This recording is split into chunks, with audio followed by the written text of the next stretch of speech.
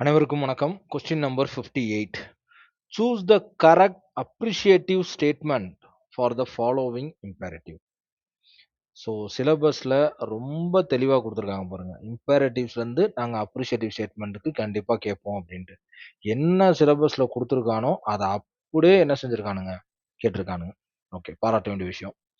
Okay, இப்போ இந்த question பார்த்தீங்கன்னா, ஃபர்ஸ்ட் இம்பேரட்டிவ் சென்டென்ஸ்னா என்ன அப்படிங்கிறத நான் மெட்டீரியலில் கொடுத்துருப்பேன். இந்த டைப்ஸ் ஆஃப் சென்டென்ஸ்லேயே பார்த்தீங்க அப்படின்னா ஸ்டேட்மெண்ட்னா என்ன, இம்பேரட்டிவ்னா என்ன, இன்ட்ராகேட்டிவ்னா என்ன, எக்ஸ்க்ளமேட்டரினா என்னன்னு நான் தெளிவாக விளக்கம் கொடுத்துருப்பேன். ஓகேவா? ஸோ இப்போ கொடுத்துருக்க கேள்வி இம்பேரட்டிவ் ஃபார்மில் தான் இருக்குது. ஏன்னா அது ஒரு கட்டளையாவோ இல்லை ஒரு ரெக்வஸ்டாவோ இருந்துச்சுன்னா அது வந்து இம்பேரட்டிவ் ஃபார்ம் தான். Take time to review your work. Time எடுத்துக்க உன்னோட ஒர்க்கை ரிவ்யூ பண்ணுறதுக்கு அப்படின்னு ஒரு கட்டளையாக இருக்குது. இதை இப்போ அப்ரிஷியேட்டிவ் ஸ்டேட்மெண்ட்டாக மாற்றணும். அப்ரிஷியேஷன்னா என்ன அப்படின்னு நமக்கு தெளிவாக தெரியும். என்னன்னா ஒரு பாராட்டுறது, அப்ரிஷியேட் பண்ணுறது அப்படின்னு சொல்லுவாங்க இல்லையா?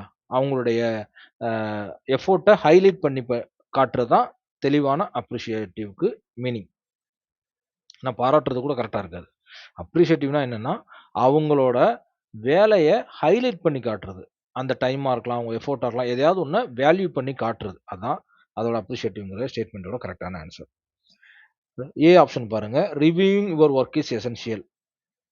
உன்னோட ஒர்க்கை நீ ரிவ்யூ பண்ணுறது என்ன சொல்ற அடிப்படை தேவை, எசென்ஷியல் அப்படிங்கிற மாதிரி சொல்லியிருக்காங்க. Make sure your review your work தரவுலி. மேக் ஷுவர், நீ உறுதிப்படுத்திக்க உன்னோட ரிவ்யூவை தரவா இது பண்றதுக்கு.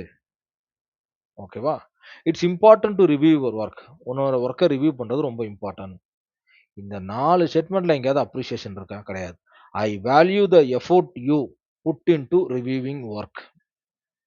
இந்த ஸ்டேட்மெண்ட் மட்டும்தான் என்னது, பாராட்டும்படியாகவும் அங்கீகரிக்கப்படும்படியாகவும் அமைஞ்சிருக்க ஒரே வார்த்தை இது மட்டும்தான்.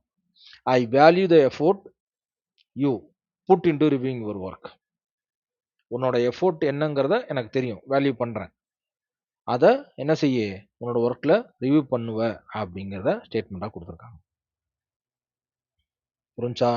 ஸோ அப்போ கொடுத்துருக்க 4 ஸ்டேட்மெண்ட்டில் சாதாரண ஒரு காமன் நாலேஜ் இருந்தாலே இந்த கொஸ்டினை என்ன செஞ்சிடலாம், ஆன்சர் கண்டிப்பாக கொடுத்துருக்கலாம்.